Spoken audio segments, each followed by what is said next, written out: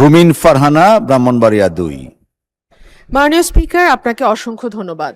মাননীয় স্পিকার, আপনার মাধ্যমে মাননীয় মন্ত্রী মহোদয়ের কাছে আমার প্রশ্ন, এইচএসসি পরীক্ষা চলছে এবং গত ৩-৪ দিন ধরে আবহাওয়ার যে অবস্থা ছিল, বৃষ্টি এবং পুরো শহর, শুধু তো ঢাকা না, ঢাকা চট্টগ্রাম সহ বড় বড় যে শহরগুলো, সে শহরগুলো পানির নিচে তলিয়ে গিয়েছিল। আমাদের শিক্ষার্থীরা অনুরোধ করেছিল পরীক্ষাটি একটু পেছানোর জন্য, কিন্তু এই সিদ্ধান্ত নেওয়া হয় নাই এবং যে কারণে আজকে আন্দোলন হচ্ছে, ঢাকায় আন্দোলন হচ্ছে।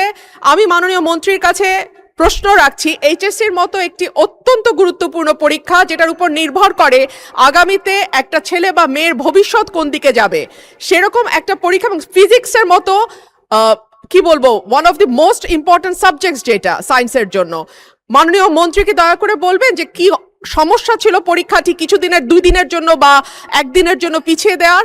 ধন্যবাদ মাননীয় স্পিকার। ধন্যবাদ মাননীয় সদস্য। মাননীয় শিক্ষামন্ত্রী। মাননীয় স্পিকার, আপনার মাধ্যমে মাননীয় সংসদ সদস্যকে অশেষ ধন্যবাদ। পরীক্ষা আমরা নিয়ে থাকি সারা বাংলাদেশে। এসএসসি পরীক্ষায় প্রায় 2700 সেন্টার রয়েছে এবং 64টি জেলায় এই 2700টি সেন্টার একত্রে পরীক্ষা শুরু হয়। ইতিমধ্যে আপনারা শুনেছেন যে চট্টগ্রামে যখন এই ফ্লাড হলো, তখন আমরা একে একে প্রথম রাঙ্গামাটি, বান্দরবন, পরে আমরা খাগড়াছড়ি এবং এরপরে আমরা চট্টগ্রাম পুরা বোর্ডের পরীক্ষা আমরা বন্ধ করে দিয়েছি। আমরা লক্ষ্য করেছিলাম বৃষ্টি হচ্ছিল এবং আমরা মনিটরিং করছিলাম। সেই সাথে মনিটরিংয়ের সময় আমরা 64টি জেলার এসপি এবং 8টি বিভাগীয় কমিশনার এবং প্রত্যেকটি বোর্ডের চেয়ারম্যান, ইউনো সকলের সাথে আমরা কথা বলেছি এবং ওয়েদারম্যান, আমরা ব্রডকাস্টিংয়ের জন্য তাদের সাথেও কথা বলেছি। তারা বলল যে বৃষ্টি হবে না, সেই কথাটি তারা বলেছে। বিকেল 5টা পর্যন্ত আমরা বসে থেকে সিদ্ধান্ত নিলাম যে সকলেই বলল যে ওয়েদার ভালো হবে, সেই জন্য আমরা পরীক্ষা রেখেছি। সকালে ঘুম থেকে উঠেই দেখতে পেলাম কুমিল্লা সরকারি মহিলা কলেজের মাঠ পানিতে ভরে গিয়েছে। সাথে সাথে আমরা মেয়র সাহেবকে, ফায়ার ডিপার্টমেন্টকে, পুলিশকে, ডিসিকে বললাম যে এই পরীক্ষা কেন্দ্রে স্থানান্তরিত করার জন্য। তারা তখন সকলকে নৌকায় করে ওই স্কুলের 5তলা ভবন, সেখানে নিয়ে পরীক্ষা তারা নিয়েছে। আমরা সেটা দেখেছি তাদের দুর্ভোগ। তাছাড়া বাংলাদেশে, সারা বাংলাদেশে আমরা ডিসিদের সাথে কথা বলেছি এবং ইউনিয়নদের সাথে, তারা বলেছে যে কোথাও পরীক্ষা কোনো রকম দুর্যোগ ঘটেনি, একটি শুধু কুমিল্লা মহিলা কলেজে ঘটেছে। এবং সেই সাথে ফিজিক্সের প্রশ্ন 6 এবং 7, এই 2টি প্রশ্ন ভুল হয়েছে। মাননীয় স্পিকার, আমরা দায়িত্ব পেয়েছি মাত্র 4 মাস। কোশ্চেন মডারেটর, আগের কোশ্চেন মডারেটর কোশ্চেন করেছিল। আপনি জানেন যে কোশ্চেন মডারেট করতে হলে এই প্রক্রিয়াটি 2 বছর আগে থেকে শুরু করতে হয়। আমরা এসে কোনো কোশ্চেন তৈরি করতে পারিনি। বিগত গভর্নমেন্টের যে মডারেটর ছিল তারাই কোশ্চেন করেছে।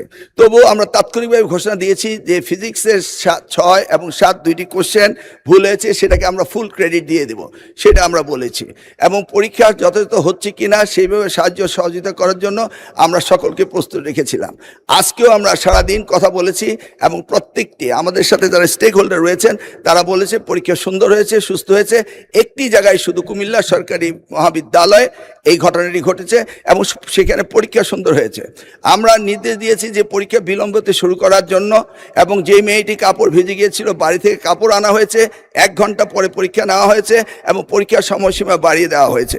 আমি মাননীয় স্পিকার আপনার মাধ্যমে জাতিকে জ্ঞাতার্থে করতে চাই যে পরীক্ষা পদ্ধতিতে আমাদের যে সিস্টেম রয়েছে, সেখানে লোকাল যে গভর্নমেন্ট রয়েছেন, ডিসি হতে, ইউনো হতে, পুলিশ হতে, তারা তাৎক্ষণিকভাবে ব্যবস্থা নেবেন যে পরীক্ষা এখানে নেওয়া যাবে কি যাবে না। যদি তারা মনে করেন দুর্যোগ, তারা পরীক্ষা বন্ধও করতে পারেন। আমরা বারবার কথা বলেছেন না স্যার, আমরা ঠিক মতোই নিচ্ছি। এবং আপনারা দেখতে পেয়েছেন যে বৃষ্টির পানি কোথায় কোথায় ছিল, সেগুলো আমরা সকলেই লক্ষ্য করেছি। কোমলমতি সন্তানদের জন্য আমাদেরও মায়া রয়েছে মাননীয় স্পিকার, সেই জন্য আমরা সবসময় মনিটরিং করি। ধন্যবাদ আপনাকে। আপনাকে ধন্যবাদ মাননীয় মন্ত্রী।